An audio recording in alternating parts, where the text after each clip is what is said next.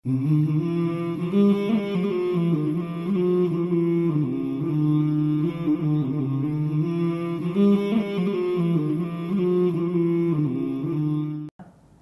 madu ini, yang pertama Prof, pertanyaan berikutnya dari Pak Marto, Prof, dia tanyakan tentang pemanfaatan madu untuk hipertensi, Prof. Apakah madu dapat mengobati penyakit hipertensi? Umurnya katanya 40 tahun, tinggi 152, berat 85 kg. Berat berapa? Beratnya Prof dia 85 kg. Tinggi? Tinggi 142. 152, maaf, Prof.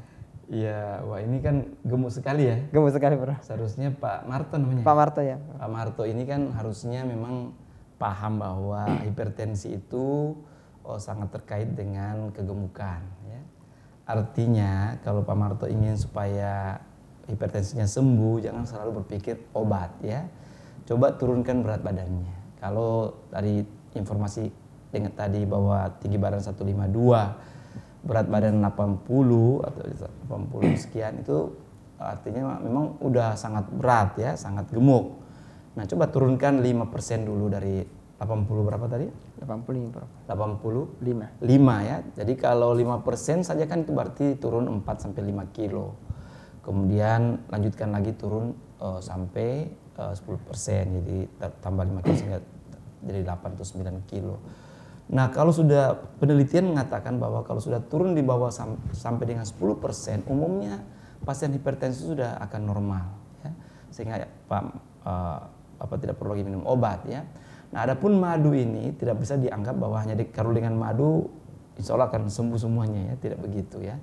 Madu kan tadi saya sudah bilang mempunyai bersifat sebagai suplemen, dan yang paling penting madu ini kan sebagai antiinflamasi.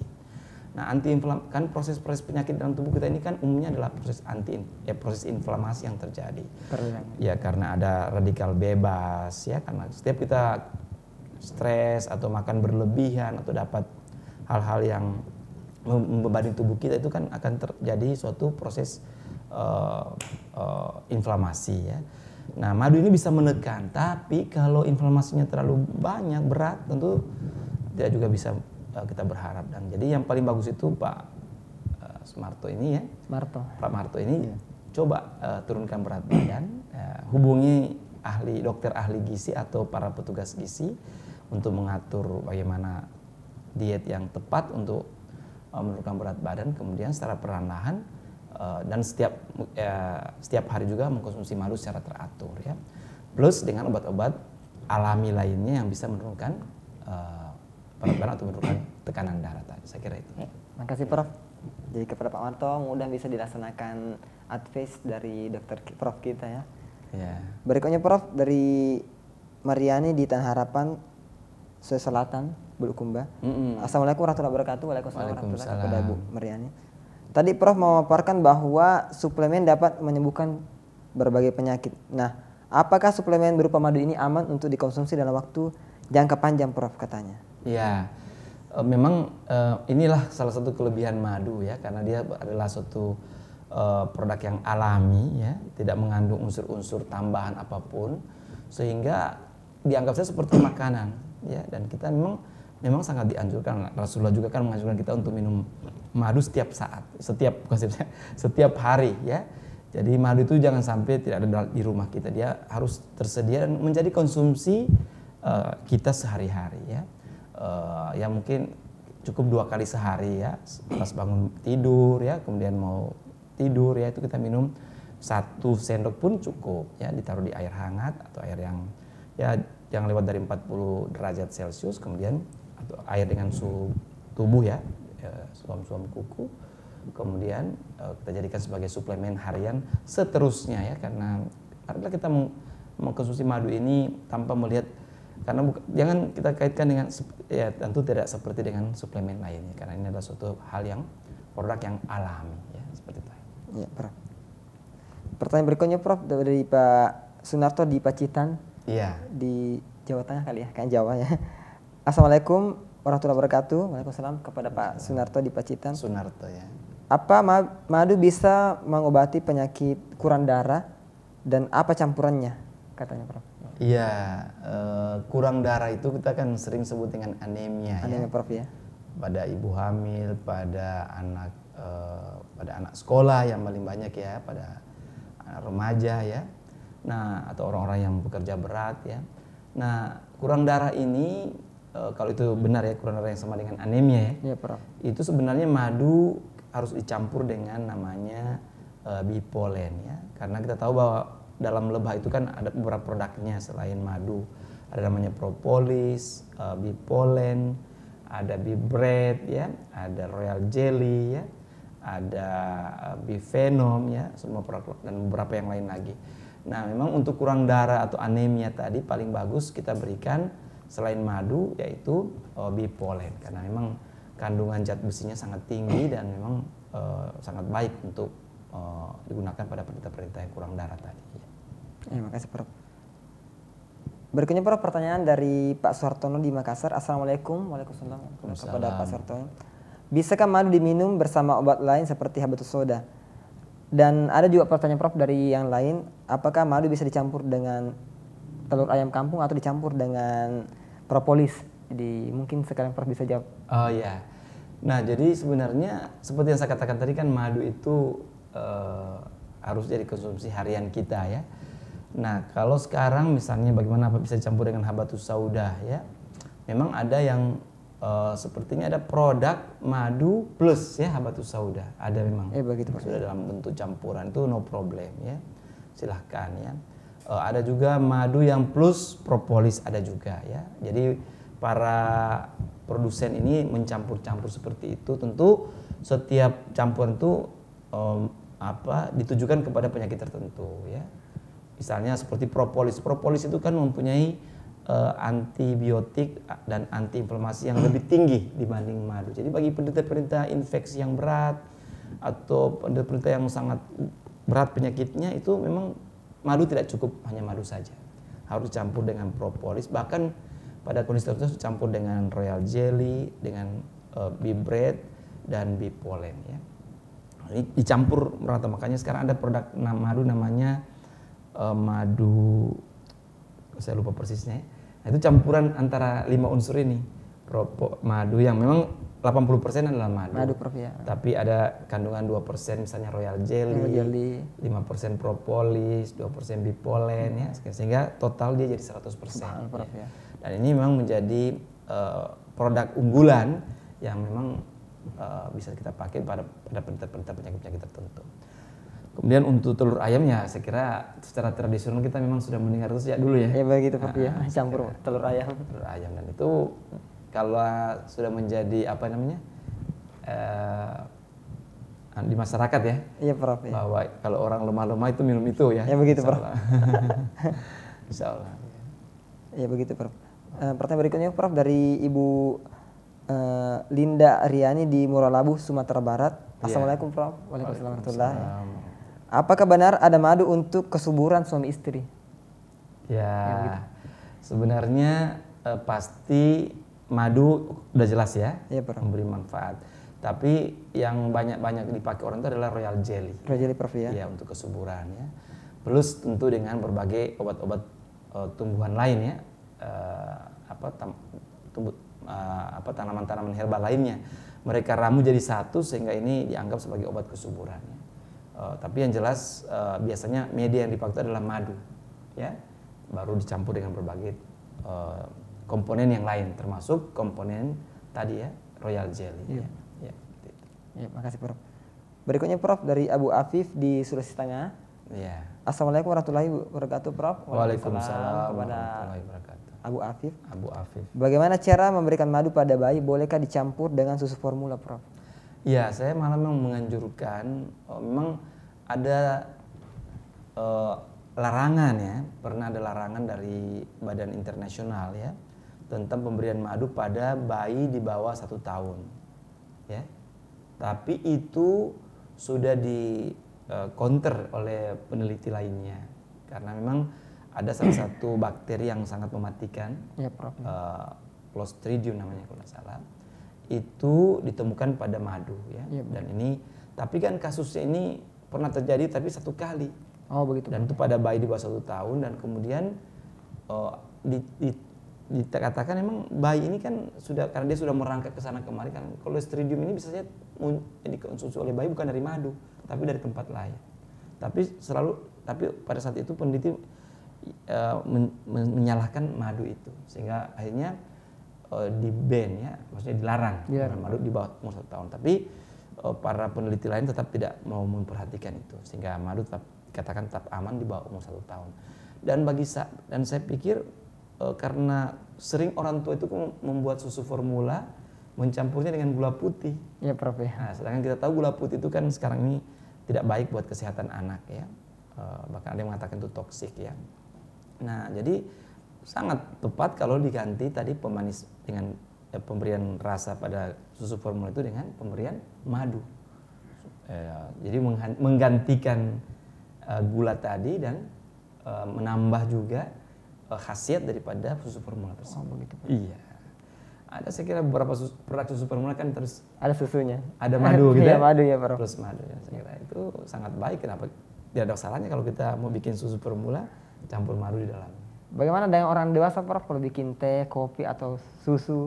Nah, bahkan yang saya ya itu kalau untuk mengganti gula, iya Prof. Dia ingin pemanis saya pakai madu. Madu aja Prof ya. Iya. Ya. Makasih Prof. Dari berikutnya Prof dari Firman di Palembang. Assalamualaikum warahmatullahi wabarakatuh. Waalaikumsalam kepada Pak Firman. Pertanyaannya Prof adalah apakah bagaimana solusinya untuk stroke? Apakah bisa dengan madu Prof kalau stroke? Ya tentu pasien stroke ini kan bisa berbeda-beda. Iya Prof. Ada stroke yang ringan ya, berat, ada yang ischemic atau ada yang hemorrhagic ya. Ya Prof. Tentu pada kondisi yang sudah tidak akut lagi ya, kalau sudah biasanya kan selesai 2 minggu kalau salah ya, 1 minggu 2 minggu itu pasien kan sudah bisa kembali ke rumah ya, tinggal mengontrol. Kalau dia tidak ada sequelae atau tidak ada dampak gangguan pada organ tubuhnya kan atau pada bagian tubuhnya kan enak ya, Prof. Semakin ringan. Tapi yang diharapkan di sini madu itu jangan dianggap sebagai obat utama ya, tapi madu ini sebagai suplemen. Dan karena tadi kandungan-kandungan yang ada pada madu seperti ada antiinflamasi, antibiotik ya, ada suplemen, ada antioksidan. Nah, ini semua kan sangat diperlukan pada pasien-pasien yang stroke seperti itu. Sehingga pemberian madu seharusnya malah dicampur dengan propolis tadi ya, atau madu yang komplit tadi, ada propolis, ada bipolen, bifenol, dan ada bibred ya. Seperti itu. Makasih Prof. Ya. Dari Ahmad Subardi di Cilegon. Assalamualaikum warahmatullahi wabarakatuh. Waalaikumsalam. Kepada Bapak Ahmad Subardi, bisakah madu digunakan untuk perawatan wajah Prof? Ya, untuk wajah ya. Untuk kecantikan kan, ya, supaya lembut ini. Lembut. Jadi sederhana, taruh madu 2 sendok di tangan, kemudian sebelum tidur ya dioleskan ya, kayak di apa itu, di lulur gitu ya, cuci di muka, dibiarkan 5-10 menit aja. Ada juga mengatakan harus 15 menit ya. Nah, setelah itu baru dicuci, baru kita tidur. Oh begitu Prof. Itu katanya kelihatan awet muda dan kelihatan bersih gitu. Subhanallah Prof. Bercahaya gitu. Ya. Makasih Prof. Berikutnya dari Bapak Rusul Eskadir di Ogowele Toli-Toli Setengah. Assalamualaikum warahmatullahi wabarakatuh. Waalaikumsalam. Kepada Pak Rusli. Apakah penderita jantung boleh minum madu Prof? Yang pertama. Yang kedua, bagaimanakah cara penyimpanan madu yang baik Prof? Apakah disimpan dalam lemari es katanya? Itu tidak. Dia bilang apakah dalam lemari es itu tidak baik disimpan madu? Ya memang penderita jantung ini sekarang kan kita sudah punya formula dengan madu ini. Jadi ada ini saya belum lihat jurnalnya ya, hasil penelitian, tapi banyak statement atau banyak orang yang merasakan kesembuhan dengan ini ya. Jadi madu sudah dicampur dengan jahe, campur dengan bawang putih, campur dengan cuka ya, dicampur dengan jeruk ya. Itu dibuat ada formulanya. Ya, sekarang ada di internet itu ya, cara pembuatannya. Nah, ini banyak pasien-pasien yang akan operasi jantung atau akan pasang cincin itu sembuh dengan minum itu, dan itu dia sederhana minum pagi dan sore aja. Jadi madunya itu kan kita tahu bawang putih itu kan untuk memperbaiki pembuluh darah. Dalam hadis kan ada dikatakan bahwa bawang putih itu bisa menyembuhkan sampai 80 penyakit ya. Nanti memang setelah diteliti bawang putih ini sangat baik, sehingga orang hipertensi, orang jantung ini sangat perlu menggunakan bawang putih ini. Nah, tapi ini sudah dicampur semuanya, bawang putih, jahe, bawang putih, jahe, cuka. Itu cuka kan konsumsi oleh Rasulullah ya, Yep. karena bersifat asam tadi ya. Kemudian jeruk ya, dicampur, baru taruh madu, diminum pagi sore, insya Allah orang penyakit jantung itu bisa. Nah, cuma memang para ahli madu ini ya, apiterapis namanya, itu mereka lebih senang mencampur madu itu dengan produk-produk lebah yang lain seperti propolis, royal jelly dan sebagainya. Tapi ada juga yang mencampur madu ini dengan herbal yang lain seperti yang tadi, bawang putih, jahe dan sebagainya. Jadi pada orang pasien jantung ini harusnya menjadi sekarang sudah dijual tuh formula madu plus jahe plus bawang putih dan plus. Oh begitu Prof. Ada ya, nanti dicari aja ya. Saya juga memesan khusus pada membuatnya, kemudian saya jual ke teman-teman yang memerlukan ya. Oh begitu. Karena memang saya lihat hasilnya luar biasa. Luar biasa Prof. Iya. Subhanallah, Masya Allah. Alhamdulillah. Terus udah pertanyaan berikutnya bahwa bagaimana cara menyimpan madu agar tahan lama? Oh iya, memang madu itu harus disimpan di tempat yang tertutup. Tertutup Prof ya. Tidak terekspos dengan sinar gitu. Iya begitu. Biar sinar cahaya lampu juga tidak boleh. Tidak boleh Prof. Kalau bisa di dalam lemari, kemudian dicegah dari sinar ya, kemudian ditaruh di botol yang gelap lebih bagus ya, supaya tahan lama dan tidak perlu disimpan di kulkas. Ya. Oh begitu Prof. Emang ada yang mengatakan itu malah kurang bagus efeknya disimpan di kulkas. Cuma saya belum bisa menjelaskan kenapa sih dalam kulkas itu lebih jelek dibanding di suhu kamar. Tapi anjurannya seperti itu. Ya, simpan nanti di tempat yang suhu ruangan. Ya begitu Prof. Iya seperti itu. Dan apakah ada batas dikatakan madu itu kadaluarsa atau expire Prof? Iya, memang peneliti mengatakan sebenarnya karena dia madu itu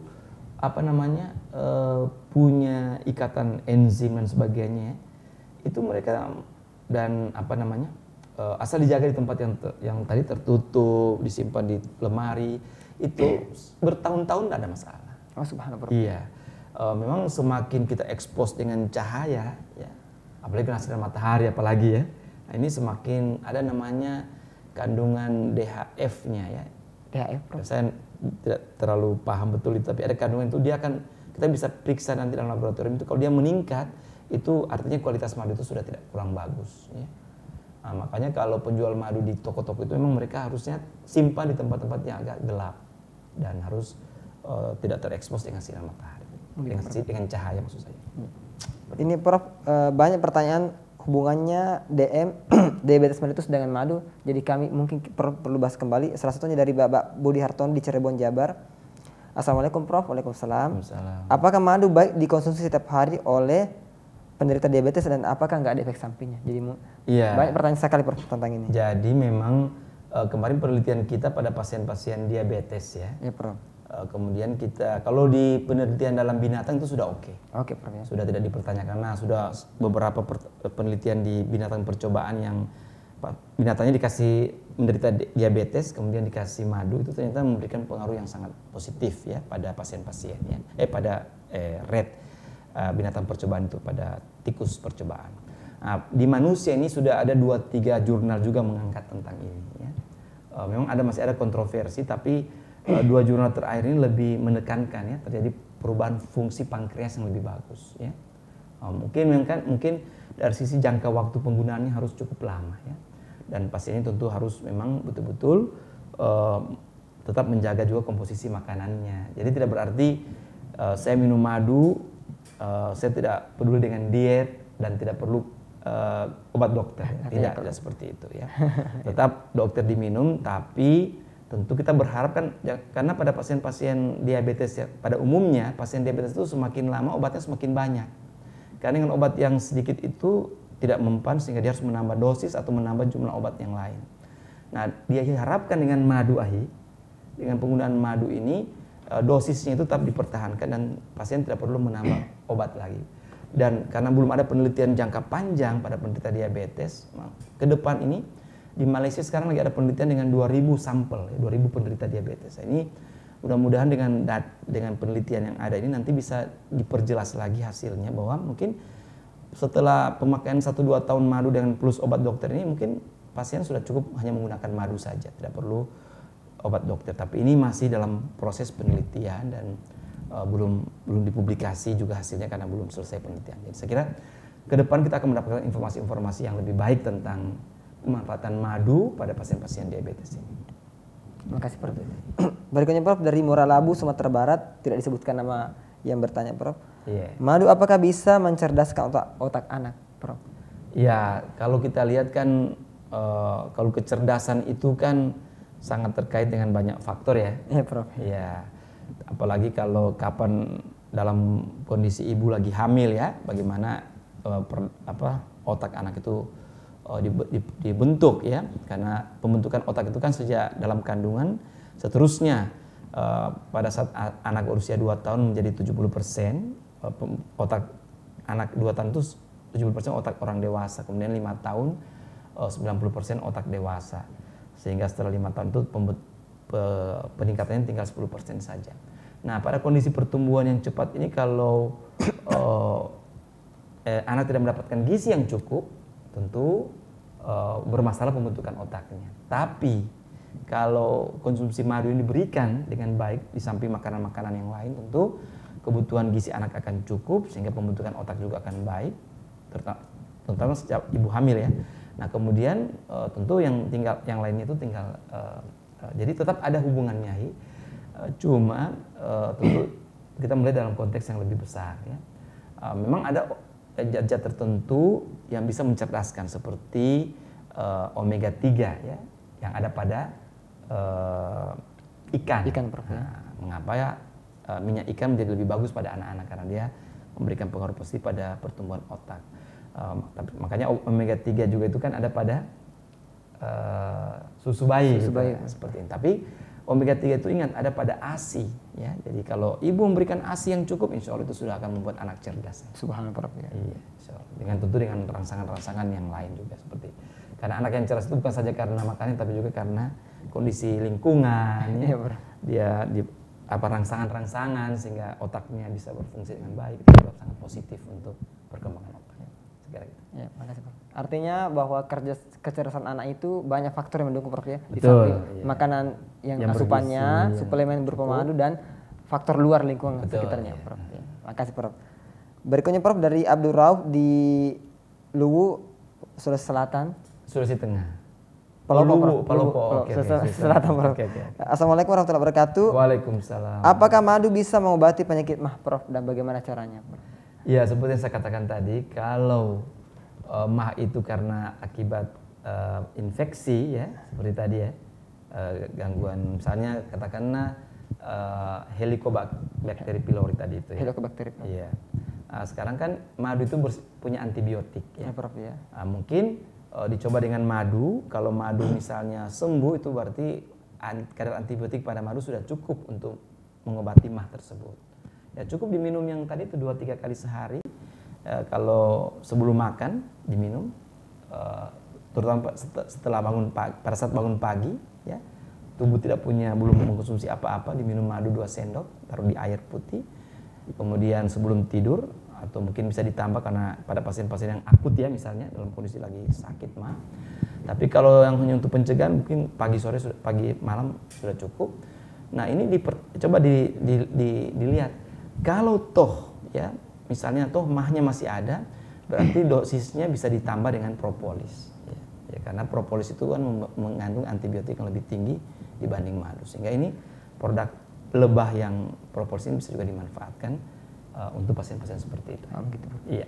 Kalau campur airnya Prof, apakah mesti air hangat atau bagaimana? Airnya harus air yang dibawa, memang harus air hangat. Hangat Prof ya? Iya, tapi panasnya tidak melewati batas 40. Ada yang mengatakan 50 derajat oke. Jadi jangan sampai di batas 50 derajat karena itu akan mematikan enzim pada madu. Oh, begitu. Nah, jadi ada juga mengatakan suhu tubuh Iya, begitu. atau mengatakan suam-suam Suam kuku. kuku, Nah, Prof, seperti ya. itu, ya. Ukurannya adalah sederhananya bila kita sentuh tidak terlalu menyengat teman kita. Betul. Ya. Dan memang kita harapkan seperti suhu tubuh. Gitu. Oh begitu, Prof. Iya. Masya Allah, Prof. Ya, tidak seperti itu. Makasih, Prof. Dari Riyadi di Merauke, apakah madu bisa menyembuhkan luka bakar? Ya. Wah, ini Subhanallah. alhamdulillah ini menjadi salah satu juga keunggulan madu ya. Oh, subhanallah, Prof. Karena penelitian-penelitian yang sudah beberapa kali di jurnal itu di beberapa negara itu memperlihatkan keunggulan madu dibanding produk-produk terbaru yang diciptakan oleh orang dari produk yang sudah ada selama ini. Itu ternyata dengan mengganti madu untuk penanganan luka bakar tuh lebih cepat sembuh. Subhanallah, Prof. Ya. Iya, itu ternyata kalau penggunaan obat yang ada selama ini secara yang teknologi yang ada itu ternyata mereka menggunakan waktu sampai 2-3 minggu untuk sembuh, dan ini cukup 1 minggu. Jadi dari proses penyembuhan akan lebih cepat dengan madu ini. Apalagi kan madu lebih murah dibanding produk-produk yang lain. Oh begitu, Prof. Iya. Berikutnya, Prof, dari Rizal di Palopo, Sulawesi Selatan. Selatan. Assalamualaikum warahmatullahi wabarakatuh. Waalaikumsalam. Assalamualaikum warahmatullahi wabarakatuh. Apakah madu juga bisa membantu proses penyerapan makanan dalam tubuh, Prof, katanya?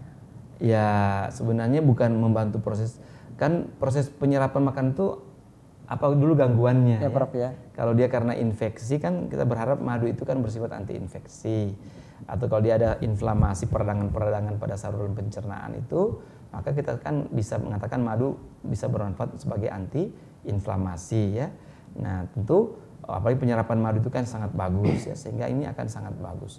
Jadi kalau ada gangguan saluran pencernaan, insya Allah.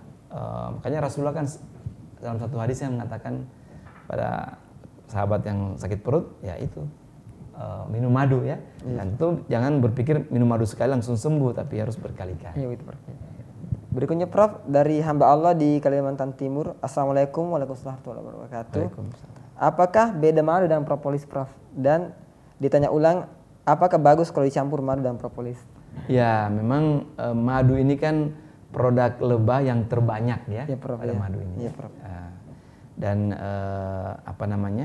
setelah diteliti memang madu ini mengandung berbagai bahan aktif ya, ada glukosa, fruktosa dan sebagainya yang tidak ada pada propolis. Sedangkan propolis ini dia kan merupakan produk dari lebah ya, yang tidak sebanyak madu, dan dia juga harus jumlahnya sedikit ya, dan pemanfaatannya dibutuhkan dalam jumlah yang sedikit juga, tidak perlu harus banyak, dan dia memang konsentrat. Dia juga tidak terlalu enak rasanya ya. Propolis itu tidak enak ya, agak sedikit pahit ya, dan juga tapi mengandung antibiotik dan antiinflamasi yang tinggi. Sehingga kalau dicampur dengan madu, dia akan memberi kandungan pada madu itu kandungan antibiotik dan antiinflamasi, dan termasuk antioksidan yang lebih baik ya. Sehingga memang pemanfaatan madu dan propolis ini memang sangat dianjurkan. Tapi jumlah yang dikasih tentu bukan propolis yang lebih banyak daripada madu, tidak. Madunya, Prof. Madunya yang banyak dan sebagian kecil adalah propolis. Masya Allah, Prof, ya, ternyata sebegitu banyak manfaat madu yang kita bisa dapatkan pemahaman pada dialog pada malam hari ini, pemirsa di rumah sekalian. Tetapi waktu pula yang membatasi kita. Mudah-mudahan apa yang Prof sampaikan pada malam hari ini dapat kita sama-sama amalkan dan kita jadikan sebagai sebuah hal yang positif dalam kehidupan kita. Kita ucapkan terima kasih banyak jazakumullah kepada Prof Feni yang telah memberikan materi kepada kita pada malam hari ini. Dan demikianlah materi kita pada malam hari ini, pemirsa sekalian di rumah. Dan marilah kita sama-sama menutup pertemuan kita pada malam hari ini dengan doa kafaratul majelis. Subhanallah bihamdik asyhadu an la ilaha. Assalamualaikum warahmatullahi wabarakatuh. Waalaikumsalam warahmatullahi wabarakatuh. Masya Allah.